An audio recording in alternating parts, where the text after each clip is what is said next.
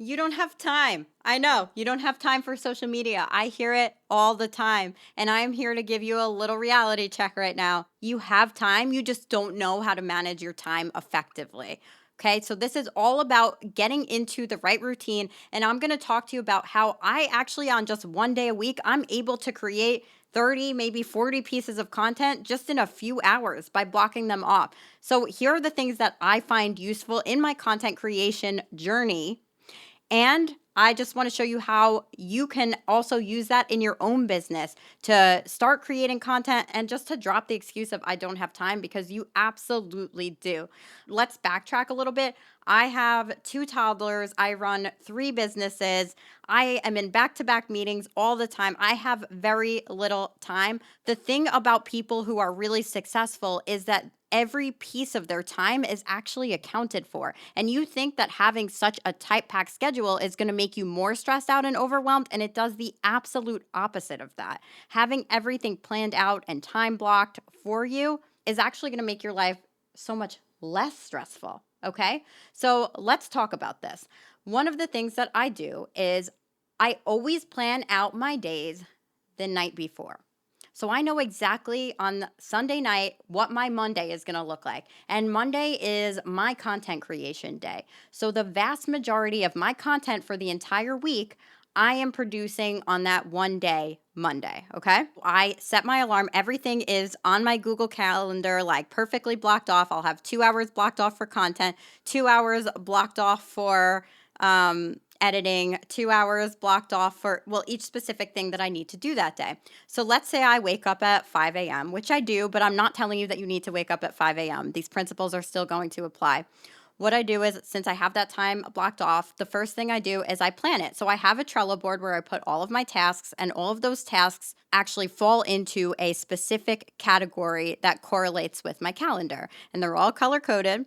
Okay, so if I'm working on content creation, the first thing that I will have on my calendar is emails for the week. The next thing that I do is I set a Pomodoro timer. If you don't know what that is, you should set a Pomodoro timer. They are free. You can literally just press play on your desktop. There's ones that you can put on your phone. It is a 25-minute timer. Our brains do really well when they work in 25-minute hyper-focused windows. So what I'll do when I'm working on my emails is I will just focus fully for 25 minutes. And in that time, I'm writing out all of the ideas. I write one after the other. And then when that goes off, that 25 minutes goes off, I take a 5-minute break. And then I go back. So then I go back after that 5-minute break and I continue just the email writing. I don't look at my phone. Everything is on Do Not Disturb. I am full force emails right now. And usually I'm able to do 5 emails in that 2 Pomodoro time frame. Then I take another 5-minute break. Now, what I'm going to do is go to my content list, which I got a lot of my content ideas just from using ChatGPT, which we will go into in another episode in more detail. What I will do is go to my list of content ideas, go in, and if it's going to be a script or a voiceover or just a carousel, those perform really well right now. I will do all of my carousels for the week in my next 25-minute Pomodoro. So I'll grab my ideas and I will create all of those carousels for the week. That usually takes me to 25-minute increments as well.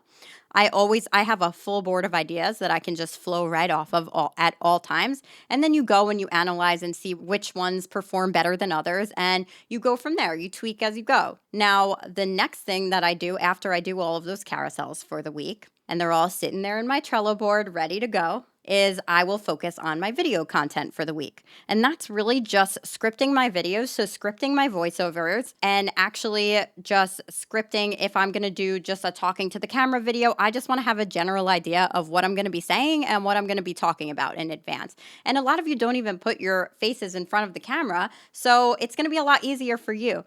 And you have to realize that I'm able to create almost all of my content for the week, including stories, in like a 4 or 5 hour frame. And I'm somebody who primarily does this for a living. So I have like 100 pieces of content a week. For somebody who doesn't do this for a living, even doing 4 or 5 posts a week, you should be able to do that 2 hours, done. And you get to move on with your life. Then just pop them into Meta Business Planner, Meta Business Suite, and have them scheduled on certain days. It tells you which times are active, when your subscribers are more active. Now, I'm not saying like go post and ghost, because you should still be engaging with your audience, but set it and forget it for a little while is what I'm saying. Do all of that on your Monday or your Sunday or whichever day. It is part of, especially if you are independent and you work on your own and you are a business owner, this is a major, major part. Listen, word of mouth is not good enough, okay? You need to be utilizing social media in 2023.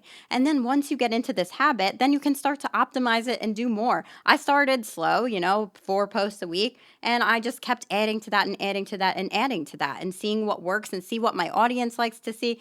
And then you kind of just narrow it down to, these are the people, this is the person that I want to attract into my business. And you start just framing your content for that one person. But you just have to start by doing and creating. And you're way more likely to do it if you set apart that time for yourself. So remember, Pomodoros, it's going to be, you'll do 4 25-minute increments. There's going to be, in the first 3, there's going to be a 5-minute break in between each one. And after the 4th one, there is going to be a 15-minute break. So you take a longer break, go stretch, go for a little walk, and then go back.